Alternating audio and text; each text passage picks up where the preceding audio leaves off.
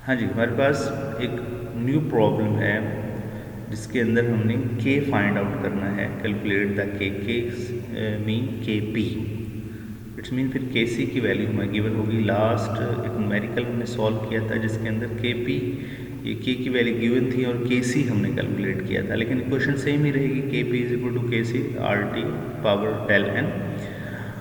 तो easy numerical है, इसके अंदर के सी की वैल्यूज़ टेम्परेचर के साथ गिवन हैं और दोनों के अंदर हमने जस्ट के पी फाइंड आउट करना है। जहाँ सिंपल के है तो उसका मतलब मीनिंग हमने के ही कंसीडर करना होता है, के पी कंसीडर करना होता है उसको।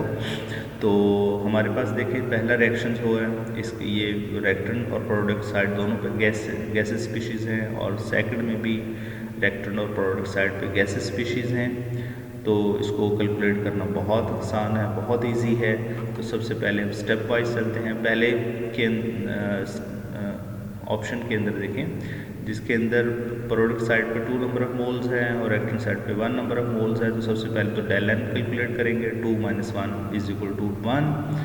तो हमारे पास 1 आ गया। अगर डेल एन की वैल्यू हमें 1 है यानी पॉजिटिव में आ रही है, ग्रेटर देन 0 है, तो डेफिनेटली के पी का आंसर जो होगा वो के सी के मुकाबले में लार्जर आएगा। ठीक है जी। अच्छा जी, जो वैल्यूज़ दी हुई हैं हमारे पास, के सी की वैल्यू गिवन थी, वो हम क्वेश्चंस के अंदर पुट कर लेंगे। इस क्वेश्चन में के सी में आर की वैल्यू को पता है, जनरल गैस कांस्टेंट है, टेम्परेचर भी इसके अंदर गिवन है 298 केल्विन। तो वैल्यू सारी इस क्वेश्चन में पुट करने के बाद हम अपना आंसर निकाल लेंगे। के पी बहुत आसान, बहुत ईजी है के पी को कैलकुलेट करना। अब यहाँ पर देखें के सी की वैल्यू 6.1 10⁻³ है और के पी की वैल्यू 0.15 है। तो के पी की वैल्यू लार्जर है एज़ कम्पेयर टू के सी के। तो ये हमें शो करता है कि प्रोडक्ट साइड पे नंबर ऑफ मोल्स की वैल्यू गैसेस स्पीशीज़ की लार्जर होगी as compare to reactant side के। ठीक है। सेकंड में भी देखें कि डेल एन की वैल्यू कैलकुलेट करें तो ओवरऑल प्रोडक्ट साइड पे 2 नंबर ऑफ मोल्स हैं, रिएक्टेंट साइड पे 4 नंबर ऑफ मोल्स हैं, 2 - 1 आंसर -2। तो यहीं से हमें पता लग गया कि डेल एन की वैल्यू -2 है, तो फिर के पी का आंसर लेस, ये स्मॉलर आएगा एज़ कम्पेयर टू के सी के।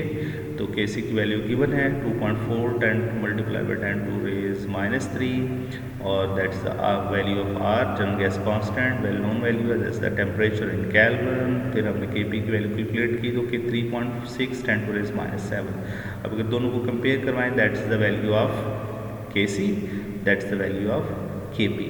तो के पी की वैल्यू जो है वो कम है, इसका आंसर जो है वो लेस है एज़ कम्पेयर टू के सी के, क्योंकि ऑलरेडी हमने गेस कर लिया था कि डेल एन की वैल्यू जो है अगर लेस देन 0 होगी यानी नेगेटिव में आएगी तो के सी के पी का आंसर ऑटोमेटिकली के सी से स्मॉलर ही आएगा। अच्छा जी, नेक्स्ट प्रॉब्लम हमारे पास है जी, at 425 Celsius value of K in second word K P भी कह सकते हैं इसको। K is equal to 4.18 10⁻⁹ for the following reactions. हमारे पास रिएक्शन के लिए के पी की वैल्यू दी गई है और in one experiment 0.220 bar of HBr and 0.01 bar of hydrogen gas, 0.01 bar of pyramine gas is introduced in container. Is the system at equilibrium? The system equilibrium पे if not, if नहीं है तो in which direction will proceed? तो किस direction proceed करेगा? Challenge, हम इसको step wise calculate करते हैं।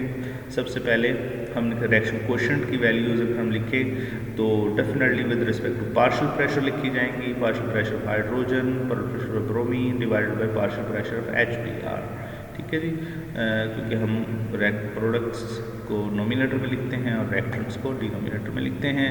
तो जो वैल्यूज़ हैं पार्शियल प्रेशर की वो इस क्वेश्चन के अंदर पुट करें। पुट करने के बाद क्यूपी का आंसर हमारे पास आया है 2.5 10⁻³ अगर क्यूपी और केपी दोनों को कंपेयर करें, केपी की वैल्यू दी हुई है हमें, तो क्यूब केपी की वैल्यू 4.18 10⁻⁹ थी, क्यूपी की वैल्यू 2.5 10⁻³ थी। तो क्यूपी का आंसर के पी से लार्जर है। तो ratio of product to reactant is currently much higher than it would be equilibrium.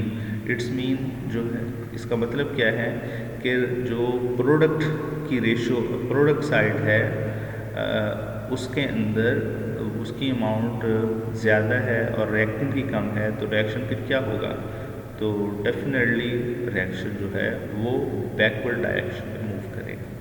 ठीक है, होप सो आपको ये बात समझ में आ गई। ऑलरेडी हमने न्यूमेरिकल्स के हवाले से बेसिक कंसेप्ट लास्ट वीडियोस के अंदर हमने दे चुके हैं कि के पी रिएक्शन कोएफिशिएंट्स और के का क्या रिलेशन है, रिएक्शन कोएफिशिएंट और के सी का क्या रिलेशन है, वो सेम ही रहता है। अगर अब बेसिक कंसेप्ट है तो फिर आपको अंदाज़ा हो जाएगा अगर के पी की वैल्यू के पी से ज़्यादा है, क्यू पी की वैल्यू के पी से ज़्यादा है, रिएक्शन कोएफिशिएंट की वैल्यू के पी से ज़्यादा है तो इट्स मीन प्रोडक्ट ज़्यादा है, अगर लेस है तो वो रिएक्टेंट ज़्यादा है।